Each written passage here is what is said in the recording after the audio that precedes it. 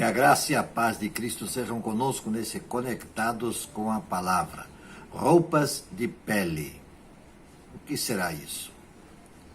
Não há nenhuma novidade no fato de que tudo aquilo que nós não devemos olhar, tocar, possuir, consumir, é o que mais nos atrai. Tudo indica que sempre foi assim. Esse quadro se nos apresenta na história da criação narrada nas Escrituras envolvendo Adão e Eva. O relato bíblico mostra um jardim maravilhoso, esplendoroso. Havia de tudo, do bom e do melhor no jardim do Éden. Sim, lá já foi assim. O que não era para fazer, fizeram. Adão e Eva tinham à sua disposição muitas árvores e seus respectivos frutos. Podiam as árvores admirar e os frutos deles se alimentar. Mas havia uma única árvore a respeito da qual o Criador disse ao casal: dela não comereis. Mas aí acontece com Eva o que costuma acontecer conosco. Ela só queria saber como era aquela fruta que parecia tão apetitosa. Qual seria o seu sabor? Que gosto tem? E Eva não foi nem egoísta, ela repartiu com Adão. Adão não rejeitou, mas também comeu. Acho que não é necessário explicar nada a respeito, né? Mas para refrescar nossa memória, vamos ver o que o texto diz em Gênesis capítulo 3, nos primeiros 10 versículos. Nós lemos a respeito do assunto assim: ora, a serpente era a mais astuta de todos os animais selvagens que o Senhor tinha feito. E ela perguntou à mulher: foi isso mesmo que Deus disse, não comam de nenhum fruto das árvores do jardim?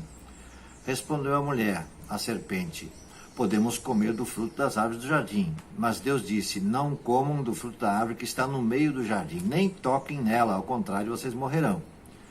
Disse a serpente à mulher: certamente não morrerão. Deus sabe que no dia em que dela comerem, seus olhos se abrirão. Vocês verão como Deus e serão conhecedores do bem e do mal. Quando a mulher viu que a árvore parecia agradável ao paladar, era atraente aos olhos e, além disso, desejável para dela se obter discernimento, tomou do seu fruto, comeu e deu ao seu marido, que também comeu. Os olhos dos dois se abriram e perceberam que estavam nus. Então juntaram folhas de figueira para cobrir-se. Ouvindo o homem e sua mulher os passos do Senhor Deus que andava pelo jardim, quando soprava a brisa do dia, esconderam-se da presença do Senhor, dentre as árvores do jardim. Mas o Senhor chamou pelo homem, perguntando: onde está você? Ele respondeu: ouvi os teus passos no jardim, fiquei com medo, porque estava nu, por isso me escondi. E Deus perguntou: quem disse a você que você estava nu? Esse é o relato que nós temos no livro do Gênesis. Qual foi então a consequência? A emoção que se apoderou do casal foi o medo. Medo que está presente em cada ser humano até os nossos dias. Os dois procuraram esconder-se de Deus, como se isso fosse possível. Na tentativa de se esconderem de Deus, procuraram fazer algum tipo de vestimenta. Surge então aí o primeiro alfaiate e a primeira costureira. Estariam eles de repente sentindo frio? Acho que não. Eles estão à procura de algo para se justificarem. E não é isso que acontece conosco? A transgressão da ordem de Deus, o que a Bíblia costuma chamar de pecado, nos desnuda. Partimos então para confeccionar, entre aspas, a roupa da autojustificação. Só que, por mais que nos esmeremos, o que conseguiremos produzir não passa de trapos. O profeta Isaías, lá no capítulo 64, versículo 6, diz assim: somos como o impuro, todos nós. Todos os nossos atos de justiça somos como um trapo imundo. Murchamos como folhas e como o vento, as nossas iniquidades nos levam para longe. Deus havia dito que, se comessem da referida árvore, o resultado seria a morte. Deus sempre cumpre o que diz. O salário do pecado é a morte. E Paulo confirma isso escrevendo aos Romanos, capítulo 3, versículo 23. Portanto, não seriam aquelas toscas vestes feitas de folhas de figueira que solucionariam o problema que eles estavam enfrentando. Deus providenciou algo mais concreto e eficiente. Lá no versículo 21 do mesmo capítulo diz assim: o Senhor Deus fez roupas da pele de animais e com elas vestiu Adão e Eva. Deus providenciou-lhes roupas de peles.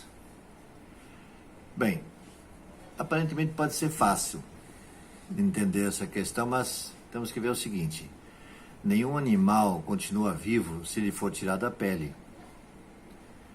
Não pode.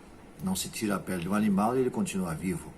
Então alguém aí foi sacrificado no lugar deles. E nós? Quem deu a vida por nós? Foi Jesus, o Filho de Deus, e por isso também é chamado o Cordeiro de Deus. A sua justiça, que o levou à morte, feita pelas mãos dos homens, é aqui a pele para a nossa vestimenta única e suficiente diante de Deus. Eu já me agasalhei pela fé com esta vestimenta oferecida pelo Cordeiro de Deus. Você já fez isso também?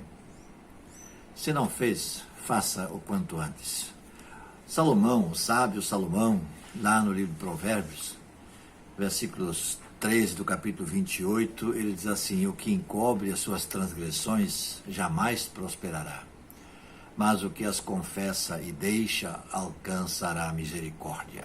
Portanto, o segredo está aí. Não adianta subterfúgios, não adianta querer dar jeitinho aqui e ali. Deus tudo enxerga, tudo vê, tudo contempla, tudo acompanha, mas está pronto a perdoar os nossos pecados a partir do momento que nós os confessamos diante dele. Então, que Deus seja louvado e agradecido e que a nossa vida seja conforme o seu querer e conforme a sua orientação através da sua palavra. Vamos nos vestir da pele que pode realmente cobrir nossa nudez do pecado. Que Deus nos abençoe. Vamos orar? Senhor nosso Deus, muito obrigado por mais essa oportunidade de refletirmos na tua palavra. Ajuda-nos, ó Deus, a podermos ter coragem e entusiasmo em confessar aquilo que não te agrada, para que nos livremos dessa questão do peso do pecado em nossa mente, em nosso coração, em nossa alma que nos abate, para que possamos ter a comunhão contigo restabelecida e que não procuremos fazer o que Adão e Eva fizeram, tentando esconder-nos da tua presença, que é impossível, porque tu a tudo vês e tudo contemplas. Nós temos consciência disso e convicção disso também. Assim oramos agradecidos em nome de Jesus. Amém.